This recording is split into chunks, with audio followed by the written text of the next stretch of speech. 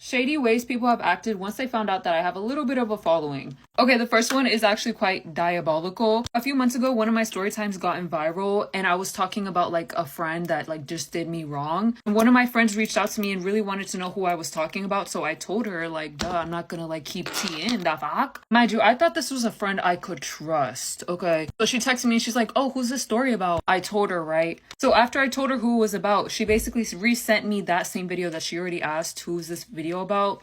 And she literally texted me again and she was like, you'll never guess who this video is about. She was gonna chismosea to somebody else and tell somebody else who my video was about and mistakenly text me. Like, really, bitch? Like, if you're gonna chismosea and like talk about it with somebody else, at least add me into that fucking group chat. And now I'll never know who she was trying to send that to. Like, who are you trying to send that to? Needless to say, we're not friends anymore. Because, like, why are you spreading my tea around town? No, thank you. Okay, the next one, I got my hair done from this, like, kind of famous stylist, like, in my area. And she knew that I had, like, somewhat of a TikTok following. So when we were planning the appointment, we settled on a price, right? And please tell me why, as soon as I got there, she wanted to change the price. A little bit of a backstory. A few weeks before I went into her, like, salon, I basically posted a video, like, trying to encourage others to, like, do content creation. And I shared how much I made in, like, 2 months. Which honestly I regret doing. Like, you should never share how much you make online because a lot of people get jealous and like they spread that evil eye. But regardless, I sat in her chair, she did my hair, everything's cool, everything's chill. And then please tell me why she's like, oh, actually I would like to add like another $100 on top of the price. So and I was like, oh, like why is that? And then she just basically said, don't be cheap, like you make this amount of money in 2 months. Basically using what I said to promote other people to do content creation against me. Like, and then she was just like, why are you negotiating? Like, why are you trying to be cheap? When literally all I asked was, why are you like bumping it up another $100? But like every single time I would ask her like, why do you need to charge me an additional $100? She would not respond that. She would just be like, oh, because like, you know, like you make this amount of money in this amount of months. Okay, so you're charging me more because I make more money. Oh, okay. It would be reasonable if she said something like, oh, like it just took longer, it took more effort, it took more materials. But she was not saying any of that. She just kept on bringing up how much I used to make, which is actually very unprofessional. But whatever, I just paid her and now I know like I'm not going to her again. This is a finished makeup routine. I will be posting more on YouTube, so please go subscribe. The link is in the bio. As always, I love you guys so much. Bye! Have a good day to everyone except people who turn literally everything into a competition. Like, you tell them you're tired and they're like, you're tired, I'm the one who's really tired, I ain't sleeping 2 days and da-da-da-da. All you had to say was me too. I never understood that. Like, is you saying that's supposed to give me more energy? I'm still tired. Like, what's the flex here that you're more tired than me? Please go somewhere. Next, have a good day to everyone except people who don't delete photos whenever their friends ask them to. Why do y'all always treat people asking you to take down a photo like it's the most offensive thing in the world? Like, it's actually very simple. If they don't like how they look in the photo and they want you to take it down, then take it down. And if you like how you look in the photo and you want to keep the photo up, you can do a cute little crop and call it a day. Next, have a good day to everyone except people who drown their Chipotle bowls in sauces. This is not hate, but I'm a little bit scared and a lot a bit worried. I'm talking about those bowls that are mostly liquid. Like, you got sour cream, vinaigrette, queso. Like, damn, is there food in there? They got drinks on the menu, you know that, right? And I just know that with some bites, you're just taking a spoonful of straight sour cream. Next, have a good day to everyone except people who have issues with other people's tattoos and piercings. Saying things like, you're gonna regret that piercing or you're gonna regret that tattoo. Damn, it's on your body? Like, there's no way it's affecting you that badly. But we are finished. Deuces, deuces, and deuces. Estamos de vuelta, chicas. Vamos a arreglarnos mientras nos ponemos al día de todo lo que ha ido pasando durante estas semanas. Porque sí, han sido como unas 2 semanas y media aprox sin casi publicar nada. Antes de que me digáis nada, chicas, ha sido por una buena causa. O al menos espero que lo sea. Resulta que vuelvo a cambiar de trabajo, chicas. Yes, ¿me lo esperaba? No. ¿Me ha alegrado la vida? Pues también. ¿Para qué nos vamos a engañar si es que ha sido como un regalito caído del cielo? Solamente voy a decir 3 palabras. Marketing de moda. Oh, yes.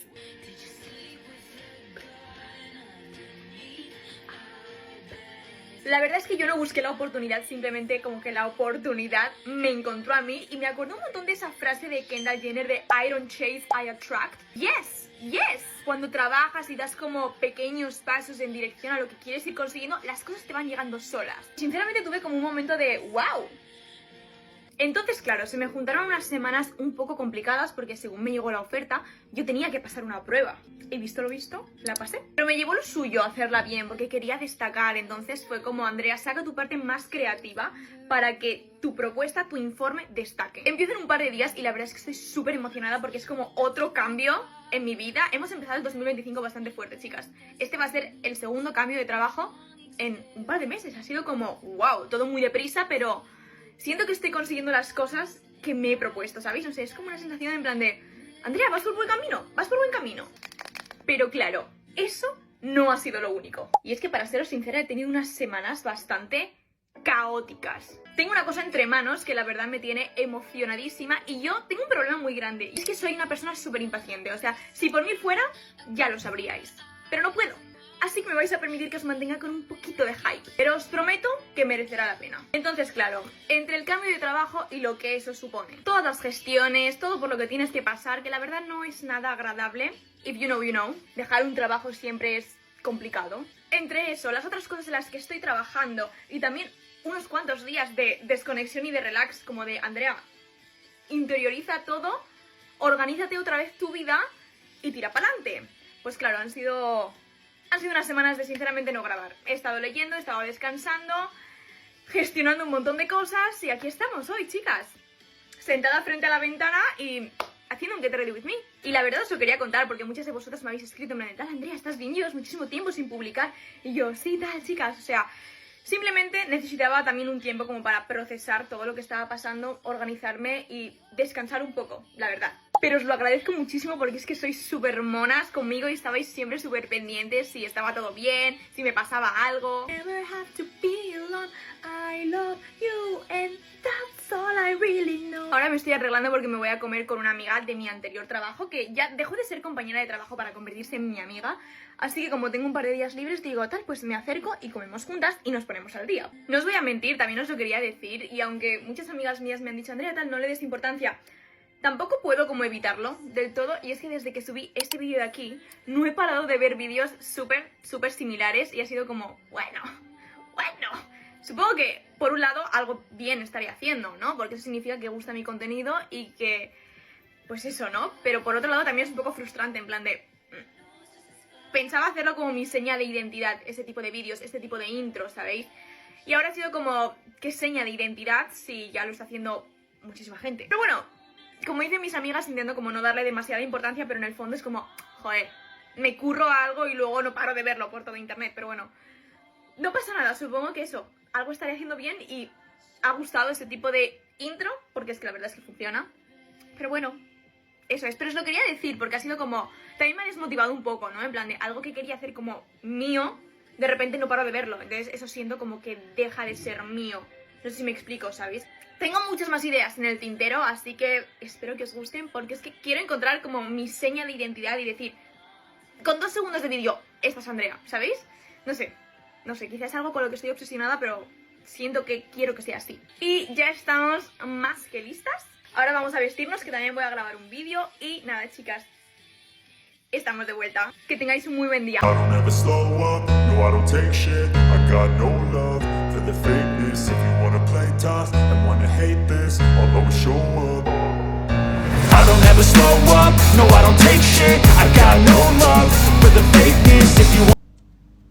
I had to lay down for like 15 minutes because I'm like totally out of it. But now we have to get ready because it's 2:30. I have to leave at 4. So 2 hours to get ready.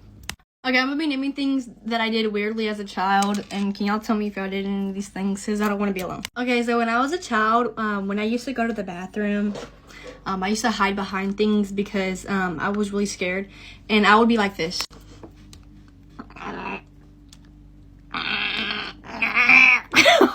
Trying to go to the bathroom.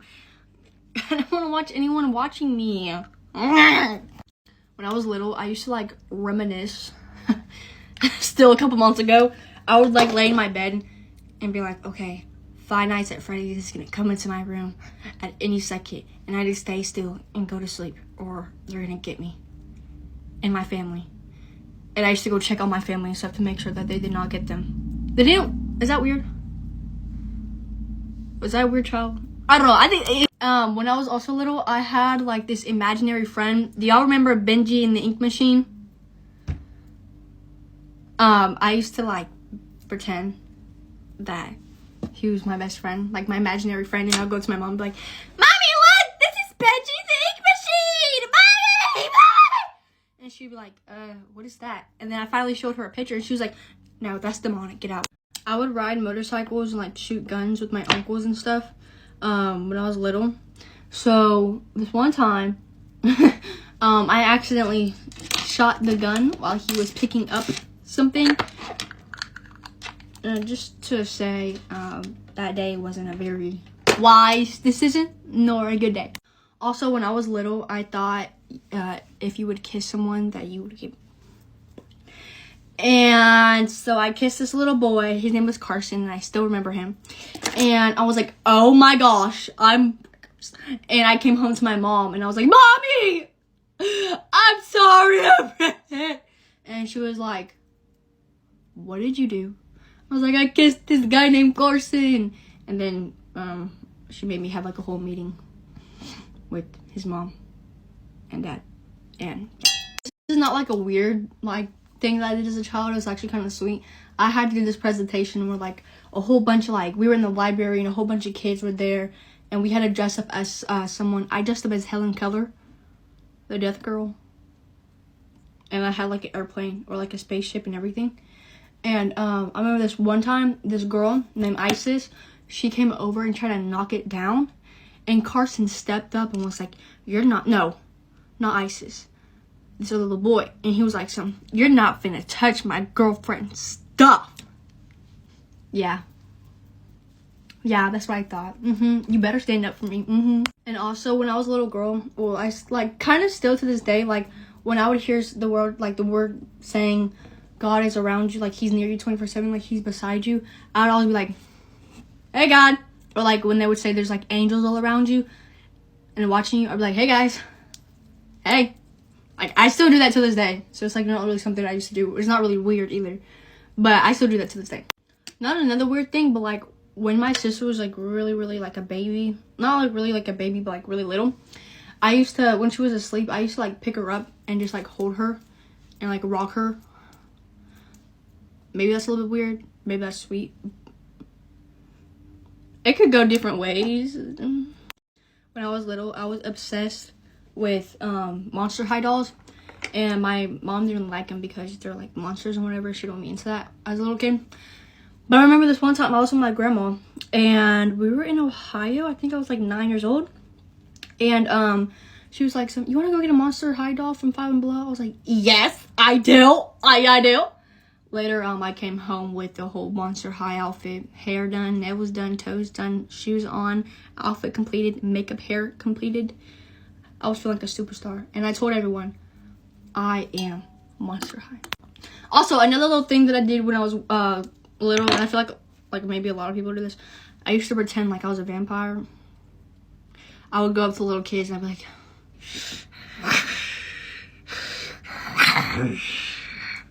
"I want your blood." And then I would bite them.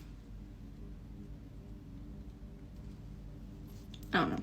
Okay, this is not really when I was young, but kind of when I was young, not like a baby, but like maybe 12, 13. I remember I was at the mall, right, with my ex-best friend, and we saw these really cute guys, and so we were like, okay, like we're gonna go get their number and we're gonna like, chat it up with them. So we went to back Dick's Sporting Goods, and we're like, okay, they're gonna kiss us. Like, they're gonna kiss us. I got swerved. He said, boom! I was like,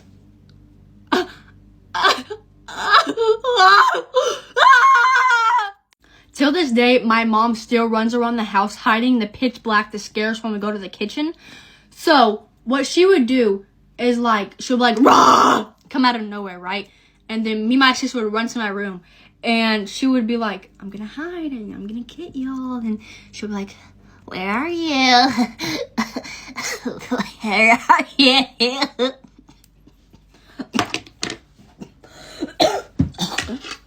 She'll be like that. And it used to scare the hippie. It still scares me to this day. Because she would just come out, rah! Out of nowhere.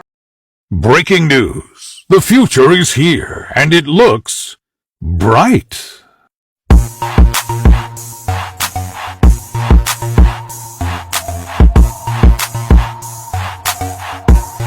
Get ready with me for school while I'll tell you guys about my Valentine's Day disaster.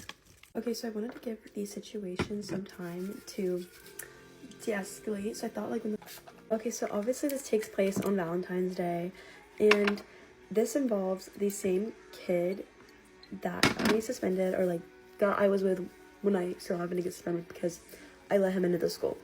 Okay, so obviously my parents told me to stop talking to him. I wasn't gonna listen to them, so I'm like still talking to him at this point, and I still am as of right now. So I'll let you guys know if anything changes. Sorry, my dad does not like this dude because he got me in trouble. My dad's never met him. So that's another thing. Like, they've never met, so he doesn't have anything to go off of. And my dad doesn't really know that we've like hung out outside of like a time where like I got in trouble with him. Me things, and he's like, yeah, like I want to bring you Valentine's, like your summer Valentine's, like we still agreed on that, like let's do that. And I'm like, okay. Like, even though I know he got me in trouble and it's not a good idea, but I'm stupid and I don't know what to say. I have never had a Valentine, so like this like was like, I don't know, I was willing to do it because hello, your girl had literally never had someone do anything for me for Valentine's Day. So this guy's planning on coming to my house, and like he already had my address because like I was gonna go to prom with him. So he's talking about this like to me over Snap. Mind you, something big had literally just happened in my life too. This is Valentine's Day, and like this is like before I like, no, it was after I disappeared. Anyways, that's besides the point. Another big event had happened in my life that I would do a story time on another day, and I was just like not in the best like state of mind. Like the night before was like a really bad night, and I'm like, you know, I thought about it and I was like, you know, it would cheer me up, so like why not? So we're already like really like upset because of what happened the previous night, and they were just not in the best mood, so that's just something to like take into consideration. So he's texting me telling me he's on his way, and I was just like, okay. And I started getting like really nervous, and he was like, I'm 5 minutes out. To my parents, and to like, to my mom like 5 minutes before, because I was like, text me 5 minutes before on iMessage, because like that way I can like show her. And my mom had actually told me to end things with him the night before because it just like wasn't gonna work out because my dad's not gonna change his mind because of like the whole suspension thing. So it takes a little bit of convincing, but I finally like tell him he can come up to my door. And actually, I don't know if I did tell my mom because my mom like came to the door. She's like, Whitney, like there's somebody here for you. And oh yeah, that's what happened. I went like, oh yeah, that's like the guy. And she was like, oh. She told me to go fix that. And I was like, okay. So I was talking to him outside, and it was probably like a minute. It was really awkward. Like I really didn't, it was so awkward actually. I didn't open the door fully, and I was just like, thanks. Like it was so awkward. And he hands me the prom form because basically you have to like have a form signed off if you don't go to that school. So I wanted to talk to my dad, and I told him that I had to go ask.